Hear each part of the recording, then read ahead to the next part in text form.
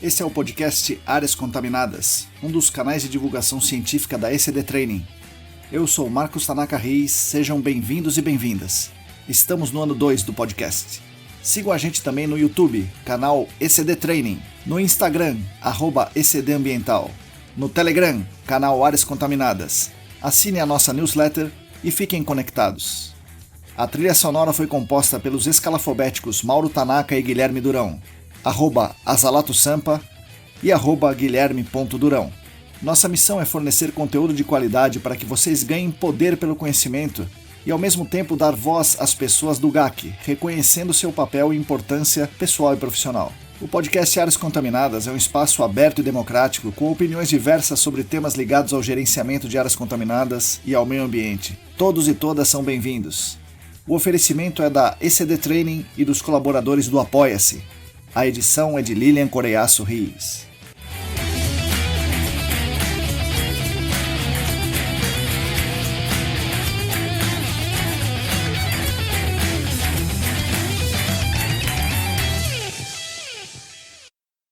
Olá! Para todo mundo que está aí lavando a louça, picando cebola com óculos de proteção, igual meu filho Vini, está no trânsito, alimentando as tabelas dinâmicas, bom dia, boa tarde, boa noite. Eu sou Marcos Tanaka Reis e esse é o episódio número 69 do podcast Áreas Contaminadas, o 34º da segunda temporada, editado por Lilian Coreiaço Rios e oferecido pela ECD Training e pelos nossos colaboradores do Apoia-se. Agradeço demais a companhia de todas e todos. Os nossos canais, como esse podcast e a newsletter, são mantidos com a ajuda financeira dos nossos colaboradores no Apoia-se. Quem quiser e quem puder contribuir financeiramente conosco será muito bem-vindo, muito bem-vinda e estará ajudando, além de mim, toda a nossa comunidade, garantindo a continuidade dos conteúdos gratuitos. Para fazer essa contribuição financeira é só acessar o site apoia.se/ecdambiental. É simples, é seguro, você vai escolher ali como fazer esse pagamento, se é com boleto, se é com cartão de crédito, etc. Essa semana tivemos mais uma adesão no Apoia-se, e a adesão foi do meu amigo José Gustavo Macedo. Bem-vindo, Zé Gustavo. É muito bom ter você aqui conosco.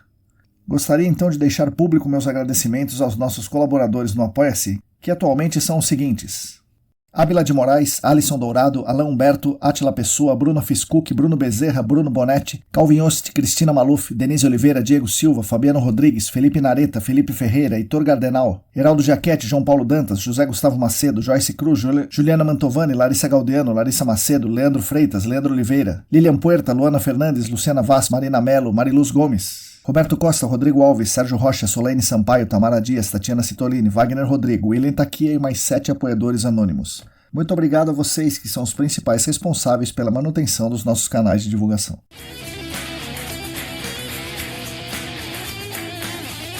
Esse aqui vai ser mais um episódio diferente. Ao invés de eu entrevistar algum convidado, eu vou fazer uma explanação com comentários sobre um tema específico. Eu recebi diversos comentários e sugestões sobre a utilidade desse tipo de episódio, especialmente para trabalhadora do dia a dia do gerenciamento de áreas contaminadas. Muita gente tem me falado que um episódio mais técnico e direto ao ponto é importante, para falar de temas que nem todos têm acesso facilitado. Portanto, a ideia está sendo intercalar as entrevistas, que são muito legais e que dão voz a muita gente no mercado, com esses episódios técnicos um pouco mais curtos. O último episódio desse tipo foi o número 67, em que eu falei sobre atenuação natural monitorada. Antes dele, o 65 sobre o TPH. A repercussão, mais uma vez, foi muito interessante. Eu recebi novamente muitos comentários, críticas, sugestões, perguntas, e o que me deixou muito feliz. Recebi algumas mensagens me complementando o episódio, complementando o que eu falei no episódio. Isso foi muito legal. Tanto do episódio do TPH quanto da atenuação natural monitorada. Então acho que a ideia está sendo boa, novamente, repito aqui, a ideia de Celine Coutinho e Larissa Macedo. Vamos mantê-la por mais algum tempo. Antes do episódio em si, eu gostaria de dar aqui alguns recados. Estão abertas as inscrições para mais um curso promovido pela parceria Senac-AESAS. É um curso online, ao vivo, sobre direito ambiental, voltado ao mercado de GAC, especialmente para os responsáveis técnicos, responsáveis legais e assessores técnicos. Preste atenção nisso, porque as discussões legais dentro do gerenciamento de áreas contaminadas têm aumentado. Então é muito importante a gente ter a ideia, nós técnicos, termos a ideia correta de onde o direito ambiental entra no gerenciamento de áreas contaminadas. Essa semana, ou na próxima, vão abrir também as inscrições para um outro curso online ao vivo em setembro. Esse curso será sobre GeneApple. É um curso técnico bem importante sobre GeneApple. E esse curso eu tenho a honra de ser o coordenador. Aguardem mais informações. As inscrições e os detalhes estão no site da AESAS, www.aesas.com.br/eventos. Sobre os episódios anteriores, eu tive mais uma dica muito legal sobre o TPH. Essa dica dessa vez foi do João Paulo Dantas. O João Paulo indica o site onde está disponível a lista holandesa, na versão de 2013. Essa lista holandesa considera o TPH total realmente como mineral oil e coloca um limite de 600 microgramas por litro para a água, como era na antiga lista holandesa que estava em vigor aqui no Brasil, e aí vai para 5.000 miligramas por quilo para solos industriais. Vou colocar o link desse site da Holanda e da disponibilidade direta da tabela, que é um site peruano também, né? Tem no site peruano, tem no site holandês, na descrição desse episódio aqui. Sobre a atenuação natural monitorada, eu esqueci de falar algumas coisas. A primeira delas sobre a planilha disponível gratuitamente, essa planilha é chamada BioClor. E essa planilha BioClor faz algo parecido com o BioScreen, um cálculo do potencial da atenuação natural.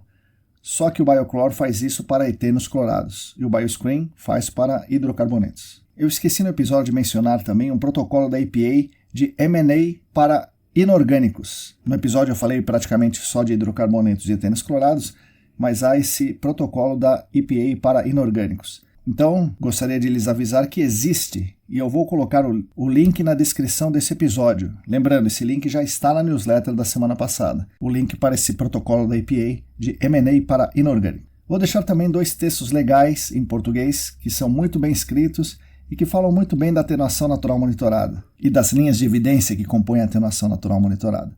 Um é do Diego Silva e outro é da Maria Chade. Então, recapitulando aqui, a atenuação natural não é deixar o barco correr. Você precisa construir linhas de evidência adequadas para cada unidade de estratigráfica, para cada contaminante em fase dissolvida. Linha de evidência que a pluma está estável ou encolhendo, que as concentrações dissolvidas estão estatisticamente diminuindo, que há evidências físico-químicas quantificáveis naquela unidade de estratigráfica de que as reações estão ocorrendo. E, finalmente, uma evidência de que há presença de organismos que atuam nessa atenuação natural. Não é só fazer campanhas de amostragem e análises químicas semestrais nos seus poções. Isso não é atenuação natural monitorada.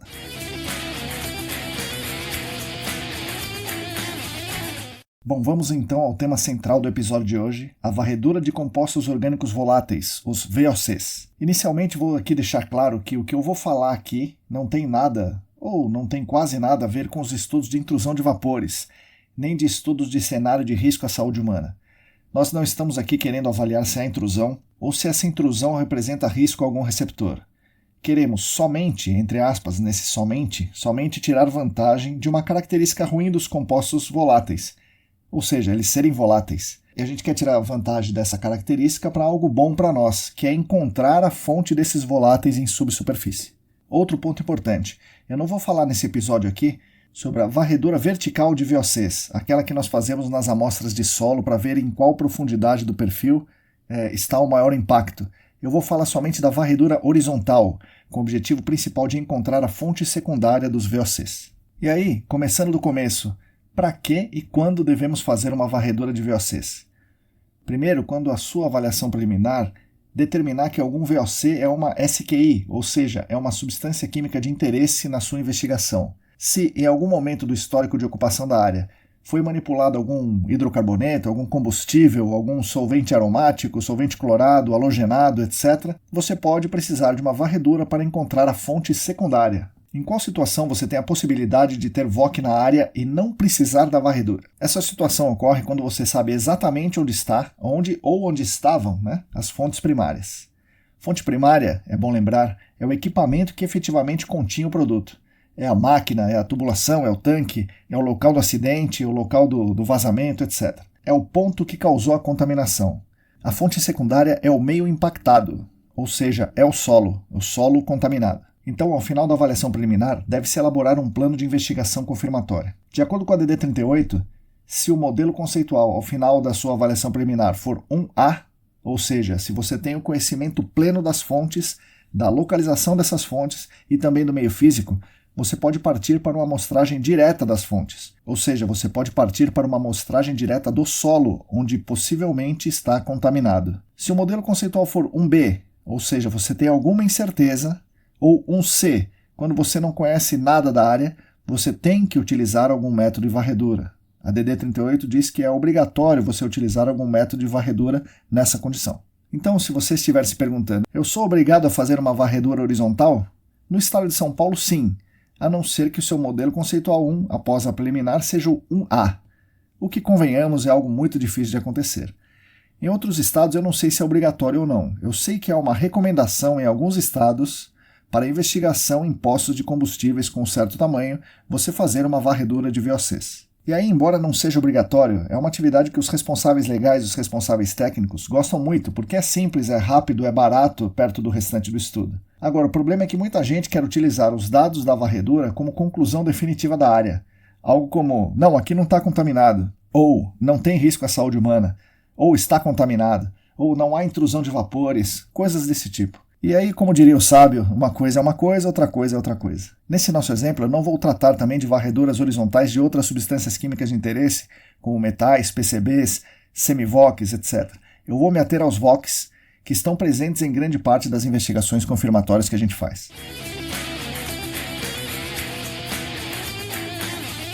Historicamente, as varreduras horizontais de VOCs eram feitas utilizando a técnica denominada Soil Gas Survey, o SGS, também chamado de malha de VOC, ou malha de VOC, ou VOC com PID, sei lá, tem muitos nomes diferentes por aí pelo Brasil. O Soil Gas Survey consiste em fazer um furo no piso com uma furadeira grande, ou um rompedor que também fura, com uma broca de cerca de 80 centímetros de comprimento e o diâmetro típico aí de 3/4 de polegada. Inserir nesse furo que você fez uma haste de metal com furos na sua metade inferior e, por dentro dessa haste, medir a concentração dos VOCs com um detector por fotoionização, que nós chamamos popularmente de PID. PID é o detector por fotoionização. E aí um parênteses aqui. O PID deve estar devidamente calibrado e deve possuir energia de ionização capaz de ionizar a substância química de interesse que você imagina encontrar no site. No mercado existem basicamente lâmpadas de 9.6 eV, 10.2 eV e de 11.4 eV. As de 9.6 ionizam a maior parte dos hidrocarbonetos, porém não são capazes de ionizar etenos clorados. As de 10.2 eV ionizam quase tudo, à exceção de alguns compostos específicos que necessitam aí de um PID mais potente, com a lâmpada de 11.2 ou 11.4 eV, que são muito mais difíceis de encontrar e muito mais caras. Tá? Então você precisa de um PID adequado à sua substância química de interesse. Bom, e aí antes da gente falar mal do Soil Gas Survey, vamos tentar aqui entender a contaminação e os objetivos dessa varredura horizontal. Em um contexto de contaminação por algum produto que contenha substâncias voláteis, em geral esse produto é um líquido pouco solúvel, que infiltra no solo, buscando sempre um caminho mais fácil para essa infiltração. O caminho mais fácil é alguma utilidade subterrânea, que ele pega aquele caminho e vai embora ali, ou os espaços vazios de um aterro, ou um solo de maior permeabilidade. A umidade do solo dificulta a infiltração, então esse contaminante vai preferir o solo menos úmido. E aí, conforme esse contaminante vai infiltrando, e também isso vai depender da viscosidade, da densidade, da pressão de vapor, do kW, de outras características do produto, né? Esse produto, com essas características, vai deixando um rastro por onde ele passa. Esse produto vai infiltrar até que encontre algum obstáculo que dificulte essa infiltração. E esse obstáculo pode ser um solo pouco permeável, como uma argila, um solo com muita matéria orgânica, ou um momento em que não há mais poros com ar, somente poros com água, que é a zona saturada. Nesse momento é mais difícil para esse produto, em fase líquida e immiscível, ter pressão suficiente para remover a água dos poros e infiltrar mais. Se houver pressão suficiente, e aí essa pressão suficiente para ele infiltrar pode ser que seja do produto, o produto mais denso que a água, por exemplo, né? Então tem produto mais denso que a água, tem maior pressão, ou um grande volume de vazamento, ou um vazamento de um duto pressurizado, por exemplo, né? Então, se houver essa pressão suficiente, o produto vai expulsar a água dos poros e o produto vai atingir estratos mais profundos dentro da zona saturada. Mas isso aqui fica para uma outra história. Vamos nos ater nas situações em que é difícil para o produto vencer a tensão capilar da água. Nesse ponto, quando ele encontra a zona saturada, há um espalhamento lateral de parte desse produto, aumentando a sua área de presença, que vamos chamar aqui de pluma. Ele tem condição de penetrar na zona saturada, mas a maior parte dele fica ali nessa interface entre a zona saturada e não saturada. Claro, vai haver flutuação do nível d'água e essa flutuação do nível d'água vai levar esse produto um pouco mais para baixo, um pouco mais para cima, mas esse é o cenário básico da coisa. O produto infiltra e vai, quando chega perto da zona saturada, ele se espalha um pouco mais lateralmente, até que ele tenha a pressão suficiente para infiltrar um pouco mais. Mas vamos considerar esse cenário em que ele ficou mais próximo da interface entre zona saturada e zona não saturada. Imaginando que esse produto tem uma fração volátil, porque se ele não tiver uma fração volátil, aí nós não estamos falando de uma varredura de voláteis, né? Vamos imaginar que esse produto então tem uma fração volátil. Essa fração então vai se volatilizar durante todo esse processo de infiltração. E os compostos em fase gasosa, aí, na fase vapor, vão procurar caminhos preferenciais e vão procurar por gradientes de pressão na zona não saturada. São vários mecanismos que governam esse transporte de substâncias na zona não saturada, mecanismos complexos. Os mais expressivos são a pressão atmosférica, o regime dos ventos, a temperatura, a diferença de temperatura entre o ambiente e o solo, a umidade do ar, a umidade do solo e a permeabilidade do solo. Tudo isso atua e favorece caminhos preferenciais de transporte de substâncias na zona não saturada, que, repito aqui, é algo muito, muito complexo, muito mais complexo que o transporte da água na zona saturada. Tá? Eu gosto sempre de lembrar que o solo não é uma coisa única, não é homogêneo. Então o vapor vai pegando caminhos preferenciais a partir daqueles produtos que infiltrou até ele atingir o ponto de menor pressão. E tudo isso para dizer que não é tão fácil assim conseguir identificar o centro de massa daqueles voláteis em subsuperfície. O vapor tem um mecanismo de transporte que difere do mecanismo do produto. Ele, o vapor, pode se deslocar lateralmente pelos caminhos preferenciais, e o ponto em que nós encontramos esse vapor pode não ficar exatamente em cima da fonte secundária, em decorrência de toda a movimentação desse vapor. Quanto mais longo for o caminho entre a fonte secundária, ou seja, aquele solo contaminado com o produto, e o ponto de medida do vapor, maior a chance de nós escolhermos o local errado para medir. Ou seja, não é porque fazemos uma varredura que nós vamos acertar na mosca o solo contaminado. A varredura é mais um indicativo, mais uma linha de evidência que a fonte secundária está lá, em algum lugar ali perto. Dá para imaginar, por exemplo, que se você tiver uma zona não saturada muito espessa, a chance desse vapor se deslocar é muito maior. Muito bem, agora imagine uma área pavimentada, com uma indústria ou um posto de gasolina. Essa área pavimentada tem um piso. Embaixo do piso tem um contrapiso, normalmente feito de material mais permeável que o solo. Abaixo desse contrapiso tem um aterro bem compactado, ou seja, pouco permeável aos vapores. Em áreas ativas e algumas áreas inativas, há também fontes de voláteis em superfície, além daquela eventual fonte secundária em subsuperfície, muitas vezes está lá a vários metros de profundidade. Então pense no que acontece com o vapor proveniente da fonte secundária.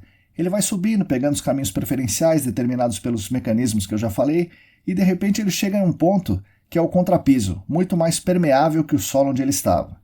Qual vai ser o movimento desse vapor? Certamente ele vai preferir o contrapiso e vai passar a se movimentar por esse contrapiso.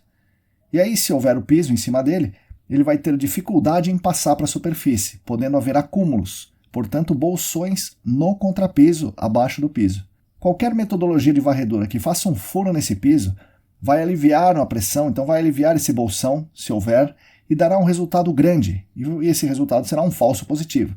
Da mesma forma, se o furo estiver medindo o contrapiso, a medida tomada nesse furo provavelmente é falsa, pois o vapor está caminhando nesse contrapiso, e não indica que o vapor está subindo a partir da fonte secundária exatamente naquele ponto. E aí, se o furo estiver conectado com a superfície, ou vai diluir o ar amostrado, gerando falsos negativos, ou vai medir parte do valor do VOC na atmosfera, gerando falsos positivos. Então é necessário que a varredura isole a superfície e mais, isole o piso e o contrapiso. A medida que você fizer na varredura deve ser tomada apenas a partir do vapor que está no solo natural. Agora vamos voltar ao Soil Gas Survey. Imagine que o pior cenário da varredura é esse: um furo não revestido que conecta superfície, piso, contrapiso, eventualmente o solo, e a medida é tomada imediatamente nesse furo. Sendo assim, não conseguimos confiar nessa medida. Há muitas incertezas. De falsos negativos, por exemplo, se o solo for pouco permeável ou se houver diluição com ar atmosférico, temos falsos positivos como perfurar o bolsão, pegar um resultado positivo de vapor que está transitando no contrapiso. Esse é o motivo principal pelo qual a CETESB não aceita o Soil Gas Survey como metodologia de varredura horizontal de voláteis em uma investigação confirmatória. Repetindo, a CETESB não aceita o Soil Gas Survey como metodologia de varredura em uma investigação confirmatória. Isso está na DD 38. Bom, vamos à alternativa técnica mais utilizada no exterior e também aqui no estado de São Paulo, e é inclusive recomendada pela CETESB. São os amostradores passivos. Os amostradores passivos são constituídos de um tubo ou uma fita adsorvente com uma membrana especial que retém os VOCs e expulsa a água. Esses amostradores passivos são acondicionados em um frasco especial, em um tubinho, até o momento da instalação, que deve ser feita com cuidado e critério, e após um tempo determinado, esse amostrador é removido do solo e enviado ao fabricante para que ele faça as análises químicas e forneça os resultados para você, consultor. Esse amostrador passivo, vai reter todos os VOCs que passarem por ele. É um instrumento bem sensível, que vai separar cada substância e medir cada substância química que seja volátil em nanogramas acumuladas. A resposta de saída, que o laboratório te dá, é a quantidade de nanogramas retida pelo equipamento. É muito importante você saber disso. Muitas vezes nós vamos ver mapas de calor de uma substância química de interesse volátil medida nos amostradores passivos, e é bom lembrar que não é uma concentração, mas sim a massa acumulada. Pode acontecer de um ponto de instalação ter sido em um dia e outro ponto de instalação no outro dia, e isso tem influência na massa. Quanto mais tempo ele fica, mais massa ele acumula. Ou, mais interessante, mais difícil da gente imaginar, um ponto tem mais fluxo de ar, portanto ele acumula mais massa que um outro ponto, que tem maior concentração, mas menos fluxo de ar. Então ele vai acumular menos massa, embora tenha maior concentração. Isso vai gerar uma interpretação equivocada da sua parte. Você vai achar que a maior concentração é num ponto e não é. Nesse ponto ele tem mais massa porque tem mais fluxo de ar, não porque está mais concentrado. Então, como sempre, devemos olhar os dados com atenção e observando todo o cenário da área. Não adianta a gente pedir para um profissional inexperiente ou um profissional alheio ao projeto instalar os amostradores, coletar os amostradores, mandar para o laboratório e depois a gente só olhar o mapa de calor que vem do laboratório. Fazer o trabalho de interpretação dos dados é muito mais complexo e muito mais emocionante também, do que isso, simplesmente mandar alguém fazer as coisas e olhar só para os dados que vêm para você. A consultoria é isso, você entender o contexto, entender o que está acontecendo na sua área. Tem também a questão da instalação. Normalmente os amostradores passivos são instalados com isolamento do ar atmosférico, o que já é uma boa vantagem.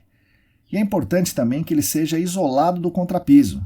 Por isso, sugere-se que seja instalado um revestimento metálico que vai isolar o piso e o contrapiso e vai dificultar a migração dos vapores desses extratos vai dificultar que esses vapores entrem em contato com o amostrador. E aí o amostrador só estaria medindo o que está no solo. Só que eu já vi pessoas instalando amostradores passivos em profundidades determinadas, sem levar em conta o piso ou o contrapiso. Então eles faziam o revestimento em 30 centímetros. E ponto final, 30 centímetros. Só que no caso que eu estava acompanhando, o piso tinha 40 centímetros e ainda tinha o contrapiso. Então o revestimento não estava fazendo efeito. O revestimento estava revestindo parte do piso. E aí depois ele fazia o outro furo de menor diâmetro passando desse revestimento e o amostrador passivo estava medindo o piso, o contrapiso, o solo, estava medindo tudo. E aí o dado daquele amostrador passivo não era representativo. O amostrador passivo é muito importante que ele seja instalado corretamente, isolado de todo o resto, da superfície, do piso e do contrapiso. Se bem feito e bem analisado, o amostrador passivo é muito bom, é muito sensível, é um negócio realmente muito bom tecnicamente. O principal problema dele é o custo. Eu não estou totalmente por dentro dos custos, mas eu estimo que ele deva ficar aí entre 700 e 900 reais cada unidade, entre o amostrador em si e a análise, Uma malha razoável desses amostradores vai instalá-los a cada 8 metros, em 8 metros de distância entre um ponto e outro, de instalação do passivo. Vamos imaginar uma área pequena, de 20 por 40, o tamanho de uma quadra oficial de futsal, de handball, uma área pequena. Vai usar 18 unidades, 18 amostradores passivos. Ou seja, só aí vai 13 mil reais somente no preço do amostrador passivo para fazer uma varredura numa área muito pequena, numa área do tamanho de uma quadra. Imagina o tamanho de uma antiga indústria. Nesse sentido, tem uma alternativa que eu posso recomendar, que não é tão boa quanto os amostradores passivos, mas elimina boa parte das incertezas do Soil Gas Survey. Eu costumo chamar essa alternativa de PTV, ou Poços Temporários de Vapor. Muitos amigos já utilizaram com resultados bons. Posso citar aqui o meu amigo William Takia, fez um trabalho grande com isso e obteve resultados bons nos poços temporários de vapor. Bom, o poço temporário de vapor, ou PTV, consiste em instalar um poço de vapor a uma profundidade mais ou menos de 1 metro, para que a seção filtrante desse poço de vapor fique isolada da superfície, do piso, do contrapiso e fique o mais próximo possível da eventual fonte secundária que está particionando o contaminante para a fase vapor. Isso tudo para minimizar a interferência dos desvios desse vapor por caminhos preferenciais. E aí, para que seja algo simples, prático e barato, eu recomendo o uso de uma furadeira grande, com uma broca de diâmetro um pouco maior que a do Soil Gas, algo como 25 a 30 milímetros, e pelo menos 1 metro de comprimento, para que o poço seja instalado no solo natural. A seção filtrante desse poço de vapor eu recomendo que seja feita com uma pedra porosa de aquário, um produto inerte, barato e com saída já para a mangueirinha de 1/4. Você precisa comprar pedra porosa com o diâmetro adequado ao da perfuração, é claro, né? Recomendo as de 2 centímetros de diâmetro. O tubo revestimento desse poço de vapor é a própria mangueirinha de aquário que você vai conectar nessa pedra porosa. Cuidado com uma coisa, as mangueirinhas de aquário geralmente são de silicone, e esse é um péssimo material para nós, porque ele absorve os VOCs. O ideal é você utilizar Teflon, mas alternativamente, nessa fase de screening, o PEAD também é um material interessante, polietileno de alta densidade. Essa mangueirinha vem até a superfície, então você conecta a mangueirinha na pedra porosa e traz ela até a superfície e deixa a pedra porosa no fundo do furo, e a mangueirinha vem até a superfície. No espaço anelar da seção filtrante, ou seja, em volta dessa pedra porosa, e até uns 10 centímetros para cima a partir do fundo, você deve colocar um pré-filtro fino. Pré-filtro fino, mais ou menos de 1 a 2 milímetros, né, que é vendido no mercado para instalação de poço de monitoramento de água. Acima desse pré-filtro, no espaço anelar, você vai colocar uma camada de 10 centímetros de areia de construção lavada. E acima dessa camada, uma calda de cimento para isolar muito bem a seção filtrante. Então você põe essa calda e aí você isola tudo. E você põe essa areia lavada para impedir que a calda entre no seu pré-filtro. E aí aquele seu pré-filtro está totalmente isolado de tudo aqui de cima, porque você vedou com essa calda de cimento. E aí na parte superior, onde sai a mangueirinha, você pode fazer aí um acabamento com um pedaço de tubo de 3/4, por exemplo, e um cap, se for o caso. A mangueira deve ser devidamente tampada. Existe um dispositivo de aquário, que se chama divisor de ar, pode ser utilizado para fazer isso. E você funciona como uma tampa dessa mangueirinha. Ou existem coisas melhores como válvula de 3 vias, que é algo mais sofisticado. E aí beleza, só as medidas nesse poço devem ser tomadas com o PID. Tá? Então você vai medir fazer as medições nesses poços temporários de vapor com o PID pelo menos uma vez por dia, por uma semana. Depois você faz uma vez por semana durante um mês. Assim você vai ter uma grande quantidade de dados que vai te permitir avaliar melhor onde está a sua fonte secundária. Esse isolamento do poço vai reduzir muito a interferência da superfície e do contrapiso, ao mesmo tempo que dá tempo do vapor entrar em equilíbrio com o seu poço em solos pouco permeáveis. A desvantagem é que a medida no PID é pouco sensível, mas para a identificação de fontes secundárias, ou seja, do solo contaminado com o produto, em geral está adequado. Obviamente o PID não vai separar as substâncias, ele vai medir voláteis totais, enquanto no amostrador passivo você separa por substâncias, é muito mais sensível. Enfim, qual é a minha recomendação? Bom, o Soil Gas Survey é pouco representativo. Em condições muito especiais, ele pode dar uma orientação adequada. Que condição especial é essa? Por exemplo, uma área sem piso, sem contrapiso, sem aterro, sem VOC no ar atmosférico, com o solo relativamente permeável, com um derramamento recente e com um nível d'água relativamente raso. Se você utilizar o Soil Gas Survey com uma medida inicial de screening, e você tem uma chance maior de encontrar sua fonte secundária. Por outro lado, os amostradores passivos são particularmente importantes em áreas que é difícil encontrar a fonte, que tem poucos voláteis transitando. Ou seja, áreas que necessitam um instrumento de muita sensibilidade para encontrar a fonte secundária. Por exemplo, fontes diferentes, com diferentes compostos, ou fontes de produtos pouco voláteis, ou com nível d'água muito profundos, ou com eventual contaminação já muito antiga, um derramamento que aconteceu há muitos anos, e aí você já não tem muita fração volátil, então ele já penetrou muito no solo, etc. Então, nesses casos, os amostradores passivos são essenciais. Como linha geral do seu screening, eu proponho que você faça uma malha bem adensada dos PTVs, como um screening inicial. E aí você vai e mede uma vez por dia, depois você mede uma vez por semana, você vai ter um padrão. E esse padrão você vai considerar uma probabilidade alta da fonte secundária estar naqueles pontos em que o PTV indicou para você. E depois disso, em alguns pontos mais importantes, você utiliza os amostradores passivos para refinar sua malha, por exemplo, ou em algumas áreas que você tem uma certa incerteza, se tem fonte ou não tem, você coloca alguma coisa mais sensível como um amostrador passivo. Uma alternativa aos amostradores passivos nessa situação pode ser utilizar análises químicas em parte dos PTVs. Aí você fez a varredura com os PTVs, e aí depois que você terminou a sua varredura original, você faz análise química. Seja uma análise em campo com um laboratório móvel, por exemplo, ou um cromatógrafo de campo como o Frog, ou seja uma coleta com bag, o que reduz o preço, né? Então a coleta com bag e a análise é um pouco mais barata se você for comparar com o TO15. O bag mais análise química vai custar em torno dos R$500. Isso é um pouco mais barato que o amostrador passivo.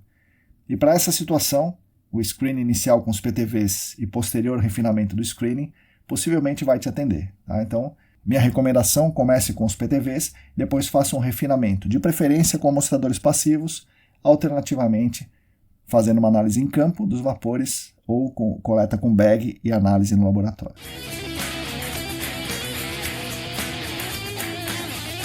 E aí, para finalizar, eu gostaria de repetir a principal função desse screening, dessa varredura horizontal de compostos orgânicos voláteis, ou VOCs. Encontrar a fonte secundária. Você vai encontrar essa fonte secundária mais facilmente com uma boa preliminar, que contém as informações mais importantes sobre a localização atual ou pretérita das fontes primárias. Na falta dessas informações da preliminar, aí você precisa fazer uma varredura muito bem feita. E repito mais uma vez aqui, com o intuito de encontrar as fontes secundárias. É isso que você quer, achar as fontes secundárias. Depois do screening, você tem que coletar amostras de solo adequadas para investigar essas fontes secundárias que você está buscando. Então você tem que amostrar corretamente essas fontes. Isso pressupõe amostras de solo boas. Mas coletar essas amostras de solo boas fica para uma outra história em um episódio futuro aqui do nosso podcast. Bom, pessoal, é isso aí. Agradeço mais uma vez a atenção de todas e todos. Espero que vocês tenham gostado desse episódio. Aguardo aí as suas críticas, sugestões, comentários, opiniões e tudo mais. Nós da ECD Training, junto com vocês, continuaremos lutando por um mundo melhor e mais justo para todas e todos e para as futuras gerações. Sigam a gente no YouTube, Telegram, Facebook, Instagram, assinem a nossa newsletter e fiquem conectados. Somos atualmente em 415 assinantes da newsletter, 343 inscritos no canal do Telegram, 782 inscritos no canal do YouTube, 705 seguidores e seguidoras no Instagram. Repetindo, se você quiser e se você puder, contribua financeiramente conosco no Apoia-se. O site é apoia.se/ecdambiental. A todas e todos vocês, muito obrigado pela atenção e até a semana que vem.